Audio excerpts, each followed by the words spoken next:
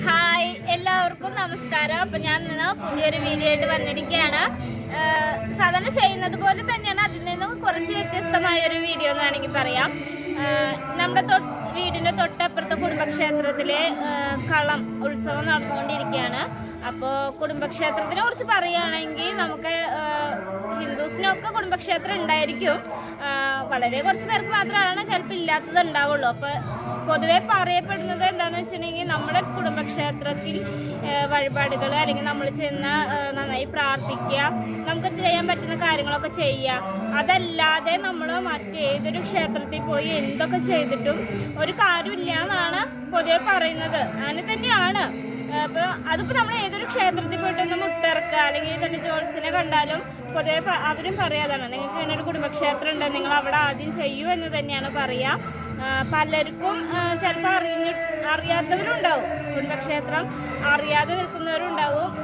അപ്പം നമ്മുടെ തറവാട്ടിലാണെങ്കിലും ഒരുപാട് പേരിപ്പോൾ ഇങ്ങനെ ജോത്സ്യനെ കണ്ട് അന്വേഷിച്ച് ഇന്ന സ്ഥലത്ത് ഇങ്ങനെ ഒരു കുടുംബക്ഷേത്രം ഉണ്ട് എന്ന് പറഞ്ഞിട്ട് വരുന്നവരുണ്ട്. ഇപ്പം കുറച്ച് ദൂരത്തുനിന്ന് അന്വേഷിച്ച് വരുന്ന എൻ്റെ തറവാട്ടിലാണെങ്കിലും അങ്ങനെ തന്നെയാണ്. അപ്പോൾ എനിക്കെന്ന് വെച്ചിട്ടുണ്ടെങ്കിൽ എൻ്റെ തറവാട്ടിനെ കുറിച്ച് പറയുകയാണെങ്കിൽ ഞങ്ങൾക്ക് മുന്നൊന്നും അറിയുന്നുണ്ടായിരുന്നില്ല. ഇതുപോലെ ഇങ്ങനെ ജോത്സ്യനെ കണ്ടപ്പോഴാണ് പറഞ്ഞത്, ഇങ്ങനെ ഇന്ന സ്ഥലത്ത് ഒരു കുടുംബക്ഷേത്രം നിങ്ങൾക്കുണ്ട് എന്ന് പറഞ്ഞിട്ട് നമ്മൾ അന്വേഷിച്ച് പിടിച്ച് പോയിട്ടാണ് നമ്മൾ അങ്ങനെ ഒരു ക്ഷേത്രം ഉണ്ടെന്ന് അറിയണത്.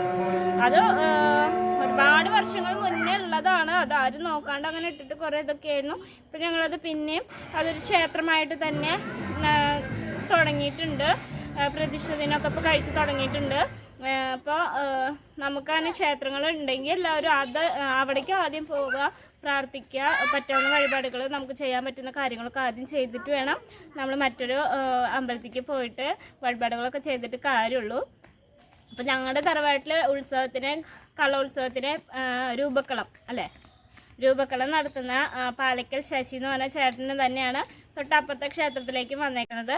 അപ്പോൾ ചേട്ടനായിട്ടൊരു ഇൻട്രോ കൂടി തരാൻ വേണ്ടിയിട്ടാണ് ഞാൻ പോകുന്നത്. നമുക്ക് അങ്ങോട്ട് പോവാം.